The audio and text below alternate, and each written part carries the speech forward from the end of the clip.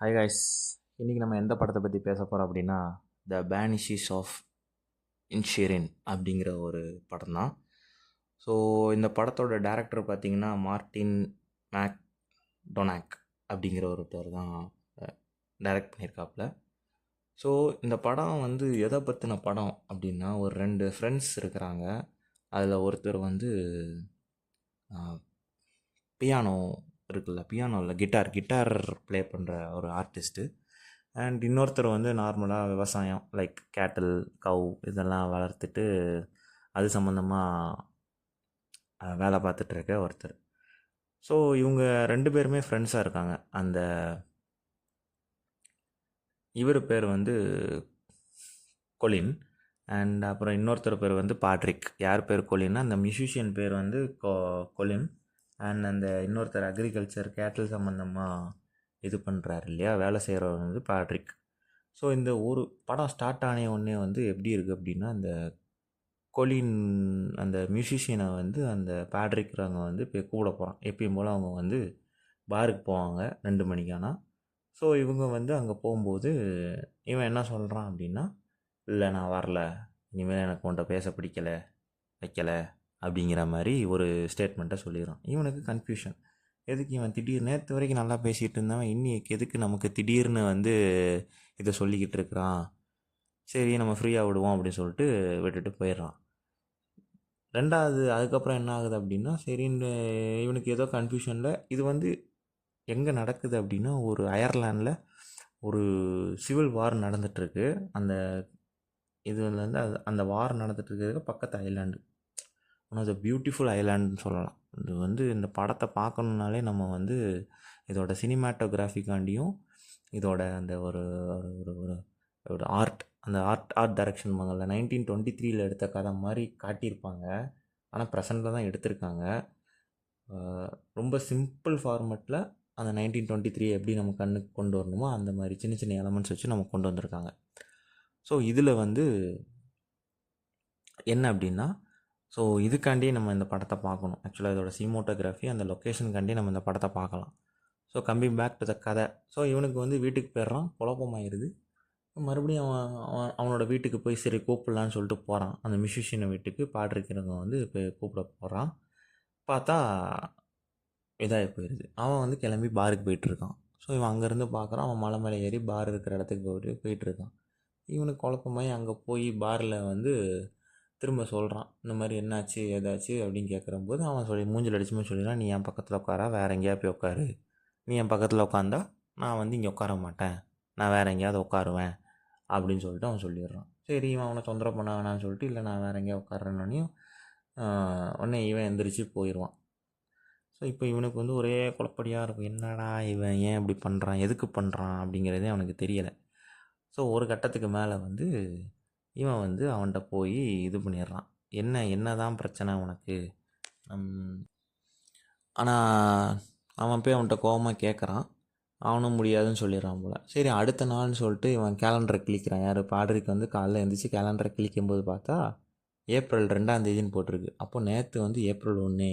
April fool பண்ணுறக்காண்டி தான் அந்த musician வந்து நம்ம ஃப்ரெண்டு வந்து நம்மளை வந்து இரிட்டேட் பண்ணியிருக்கான், பேச மாட்டேன் வைக்க மாட்டேன்னு சொல்லி. அது ஒரு நினப்பில் போய் அவன்கிட்ட போய் கேட்கும்போது சொல்கிறான், இல்லை அதெல்லாம் எந்த ரீசனும் கிடையாது, ஏப்ரல் ஃபுல்லாம் அதெல்லாம் நான் பார்க்கலாம், நான் உண்மையிலே அவன்கிட்ட பேச விரும்பலை, எனக்கு வந்து என்னை ஃப்ரீயாக விடுங்க, அதனால் போயிரு அப்படின்னு சொல்லிட்டு அவன்கிட்ட சொல்லிடுறான் போல். உடனே இவனுக்கு இதுக்கு மேலேயே என்ன பண்ணுறது எது பண்ணுறதுன்னு தெரில. உடனே அவன் கடைசியாக அப்போது எதனால் இப்படி பண்ணுற அப்படின்னு கேட்குறதுக்கு, இல்லை நான் இவ்வளோ நாள் என்னோடய டைமை வேஸ்ட் பண்ணிட்டேன் சிட் சாட் பண்ணி, இப்போ இருக்கிறது எனக்கு 10 வருஷம் 12 வருஷம் கேப்போ தான் இருக்குது, எனக்கு வாழவோ இன்னும் 10-12 வருஷம் தான் இருக்குது, அதனால் நான் வந்து எதையாவது ஒன்று செஞ்சு புதுசாக ஒரு டியூன் வேறு நான் கண்டுபிடிச்சிட்டு இருக்கேன், அதுக்கு எனக்கு நிறைய தனிமை தேவைப்படுது, அதனால் நீ கொஞ்சம் என்கிட்ட இருந்து ஒதுங்கியே இரு, எனக்கு உன்கிட்ட பேசவே பிடிக்கலை, யார்கிட்டையுமே பேச பிடிக்கல, நான் என்னோடய காலத்தை வந்து நான் வந்து ஒரு யூஸ்ஃபுல்லான ஒரு பிரயோஜனமான விஷயமாக நான் பண்ண பார்க்குறேன், அதனால் நீ என்கிட்ட பேசவே பேசாத அப்படின்னு சொல்கிறான். நம்ம சும்மா இந்த பேசிட்டு போகிறதுனால நம்ம வாழ்ந்ததுக்கப்புறம் எதுவுமே நம்ம பேர் சொல்கிறோமே நிற்காது, ஆனால் நான் நல்ல டியூன் போட்டேன்னா என் பேர் 50-100 வருஷத்துக்கு கூட நிற்கும், நான் அதை நோக்கி தான் பயணிச்சுக்கிட்டு இருக்கிறேன் அப்படின்னு சொல்லிடுவான்.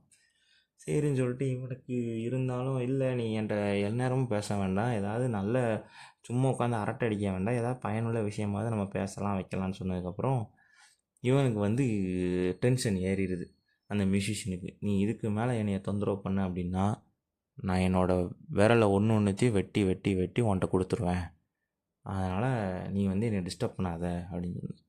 இவன் ஃபஸ்ட்டு ஆரம்ப கட்டத்தில் வந்து அது எப்படி அவன் விரலை வெட்டுவான், அவன் விரலை வெட்டினா தான் அவனுக்கு வந்து நஷ்டம் தானே, வலி அவனுக்கு தானே, அவன் சும்மா நம்மளை பயன்படுத்துறதுக்கு சொல்கிறான்னு சொல்லிட்டு இது பண்ணிடுவான். சரின்னு சொல்லிட்டு அன்றைய தேதிக்கு அது முடிஞ்சிட்டு அதுக்கு அடுத்தது ஏதோ ஒரு நாள் இவனும் இன்னொருத்தனும் நல்லா சரக்கு அடிச்சுட்டு போதையில் போய் அவன்கிட்ட போய் கத்திடுவான். எதுக்கு பேச மாட்டேங்கிற வைக்க மாட்டேங்கிற அப்படி இப்படின்னு சொல்லி கத்திடுவான். உடனே அவன் அது மட்டும் இல்லாமல் அவன் தங்கச்சியும், அந்த பாட்ரிக்கோட தங்கச்சியும் அவன்கிட்ட போய் ஏன் இப்படி பண்ணுறீங்க, எதுக்கு பண்ணுறீங்க அப்படின்னு சொல்லி கத்திடுவான். இதுக்கப்புறம் வந்து இவன் பொறுமை இழந்துரும். யாருக்கு? மியூசிஷியனுக்கு. என்ன பண்ணுவான் அப்படின்னா, அவனோட கையில் உள்ள ஒரு இடது கையில் உள்ள ஒரு ஆள்காட்டி விரலை வெட்டிடுவான். வெட்டி கொண்டு போய் அடுத்த நாள் காலையில் அவன் வீட்டு கதவில் விட்டு எரிஞ்சிட்டு வந்துடுவான். ஸோ விட்டு எரிஞ்சிட்டு வந்த உடனேயும் இவனுக்கு வந்து ஐயோ இவன் ரொம்ப சீரியஸாக இது பண்ணுறான் வைக்கிறான் போல் நினச்சிட்டு இதுக்கு மேலே இவனை தொந்தரவு பண்ணக்கூடாதுன்னு நினச்சிட்டு தான் இருப்பானுங்க. ஆனாலும் என்ன ஆயிரும் அப்படின்னா, இவன் அதுக்கு அடுத்த கட்டமாக என்ன ஆகும் அப்படின்னா, அவன் வந்து மியூசிஷியன் வந்து 2 பேருமே கிட்டத்தட்ட ஒரே பப்பில், அந்த ஊர் கிராமத்திலே இருக்க ஒரே ஒரு பப்பு தான், மீன்ஸ் பார். அங்கே தான் போய் குடிப்பாங்க. ஸோ இவன் அங்கே போகும்போது அந்த மியூசிஷியன் வந்து ஒரு ஒரு ஒரு குரூப் ஆஃப் ஸ்டூடெண்ட்ஸ்க்கு வந்து கிளாஸ் எடுத்துகிட்ருப்பான். அதில் ஒரு பையன் வந்து அந்த மியூசிஷியன் கூட வந்து கொஞ்சம் ரெகுலராக டச்சில் இருப்பான். இவனுக்கு அதை பார்த்து ஒரு மாதிரி பொறாமையாக இருக்கும். ஸோ இவன் வந்து ஒரு தடவை அவனோட குதிரை வண்டியில், அந்த பாட்ரிக்கிறவங்க வந்து அவன் குதிரை வண்டியில் வந்து அவன் வந்து ஒரு வீட்டுக்கு போயிட்டுருக்கும்போது அந்த ஸ்டூடெண்ட், அவன் பேர் டெக்லான் வந்து லிஃப்ட் வேணுமான்னு கேட்பான். யார்? பாட்ரிக் வந்து டெக்லான்ட்ட லிஃப்ட் வேணுமான்னு கேட்பான். சரின்னு சொல்லிட்டு டெக்லானே அவனோட குதிரை வண்டியில் ஏறிடுவான். ஏறிட்டு போகும்போது இந்த பாட்ரிக்கை வந்து டெக்லானை குழப்பி விட்டுருவான். இந்த மாதிரி லெட்ரு வந்துச்சு, நீங்கள் தான் டெக்லானா, இந்த மாதிரி நியூஸ் வந்துச்சு, உங்கள் அப்பா வந்து ப்ரெட்டு சப்ளை பண்ணுற வேனில் அடிபட்டு இறந்துட்டாரு, வச்சிட்டாரு அப்படிங்கிற மாதிரி அப்படின்னு. உடனே அவன் கன்ஃபியூஸ் ஆகி அவன் அங்கேருந்து கிளம்பி போயிடுவான். ஸோ இது முடிஞ்சோடனே அடுத்த நாள் வந்து மறுபடியும் பாட்ரிக் வந்து இந்த மியூசிஷியன் வீட்டுக்கு போவான். போய் சும்மா நார்மலாக தான் பேச போகிறேன், ஆல்ரெடி ஒரு விரலை வெட்டிட்டான், இவன் அப்போயாவது அமைதியாக இருக்கலாம், இவன் ஏதோ ஒரு மனக்குழப்பத்தில் அங்கே மறுபடியும் போயிட்டு இந்த மாதிரி நான் வந்து எப்படி போயிட்டுருக்கோம் மியூசிக்கு, மியூசிக் நல்லா போயிட்டுருக்கான், 3 டியூனையும் முடிச்சிட்டிங்களா வச்சிட்டிங்களான்னு சொன்னேன். அவனும் பதிலுக்கு நல்லா போயிட்டுருக்கு, நல்லா முடிஞ்சிருச்சு, நான் இந்த மியூசிக் வந்து த பனிஷஸ் ஆஃப் ஐரிஷின் அந்த படத்தோட டைட்டிலே வைக்கலாம் அப்படிங்கிற மாதிரி அவன் சொல்லிக்கிட்டு இருப்பான். அப்படியா, சரி அப்போ நம்ம பப்புக்கு போகலாம், நல்ல விஷயம் தானே, ரொம்ப நல்லபடியாக நீங்கள் முடிச்சிட்டிங்க, அது நல்லா வந்திருக்கும்னு நினைக்கிறேன் அப்படின்னோடனே 2 பேர் கிட்டத்தட்ட ஒரு மாதிரி ஒரு சாஃப்டான ஒரு ஹாப்பி மைண்ட் செட்டுக்கு வரும்போது இவன் கேட்பான், பாட்ரிக் கேட்பான், நம்ம வந்து வழக்கம் போல் நம்ம பாருக்கு போகலாமா, 2 மணிக்கு போகலாமா அப்படின்னு கேட்பான் போல். இவனும் சரி நம்ம போகலாம் அப்படிங்கிற மாதிரி மைண்ட் செட்டுக்கு வருவான். வந்ததும் அங்கேருந்து போகும்போது மணி ஆல்ரெடி 2 ஆயிருக்கும், கரெக்டாக அலாரமும் அப்போ அடிக்கும். சரி நம்ம வந்து போகலாம் அப்படின்னு சொல்லிட்டு போகும்போது வெளியில் போகும்போது என்ன சொல்லிடுவான், இது தெரிஞ்சிருந்தால் நான் வந்து டெக்லானை வந்து இப்படி போய் சொல்லி அனுப்பியிருக்க மாட்டேன், நான் தான் அவனை வந்து அனுப்பிவிட்டேன், என்கிட்ட பேசாத அந்த கடுப்பில் வந்து ஒன்ட்டேருந்து அவனை பிரிக்கணும்னு நினச்சிட்டு நான் அனுப்பிவிட்டேன், இனிமேல் அவன் வந்தாலும் அவனை நான் பிரிக்க மாட்டேன், ஒன்றும் பிரச்சனை இல்லை, அவன் வீட்டில் போயினாலும் பார்த்தாலும் அவங்க அப்பா இறந்துருக்க மாட்டார் அப்படின்னு திருப்பி வந்துடுவான் அப்படின்னு சொல்லிட்டு இவன்கிட்ட வளரிட்டு போயிடுவான். இதை தெரிஞ்சுக்கிட்ட இந்த மியூசிஷியனு திரும்ப மிச்சம் இருக்க அவன் கையில் உள்ள 4 இடது கையில் உள்ள 4 விரலையும் வெட்டி அவன் பப்புக்கு போயிட்டு ரிட்டன் வரும்போது கரெக்டாக அவன் வீட்டில் 4 விரலையும் அதே மாதிரி கதவில் அடித்து வீட்டு வாசலில் போட்டுட்டு இவன் வருவான். மியூசிஷியன் வந்து இந்த பாட்ரிக் வீட்டிலேருந்து வரும்போது பாட்ரிக்கும் தங்கச்சி எய்த்தால் நடந்து வரும்போது பார்ப்பாங்க, இவன் வந்து விரலே இல்லாமல் வரதை பார்த்ததுக்கப்புறம் அதுக்கிடையில் அவனுக்கும் அவன் தங்கச்சிக்கும் ஏதோ ஒரு சின்ன குழப்பம். அது அவன் பேசி முடித்து அவன் தங்கச்சி வெளியூர் போகிறாங்கிறப்போ திரும்ப அவளை சமாதானப்படுத்தி அவளை வழி அனுப்பி விட்டுட்டு வந்து வீட்டில் வந்து பார்ப்பான், அவனோட ஆசையாக வளர்த்த ஒரு கழுதை, ஜென்னிங்கிற கழுதை வந்து செத்து கிடக்கும். எப்படி செத்துதுன்னு பார்த்துச்சுன்னா, அந்த மியூசிஷியனோட வெட்டி எரிஞ்சிருப்பான்ல, அதை வந்து இந்த கழுதை தெரியாமல் சாப்பிட்ரும். சாப்பிட்டு அது பாய்சன் ஆகி அந்த கழுதை செத்துரும். இது வந்து இவன் ரொம்ப ஆசையாக வளர்த்த கழுதை.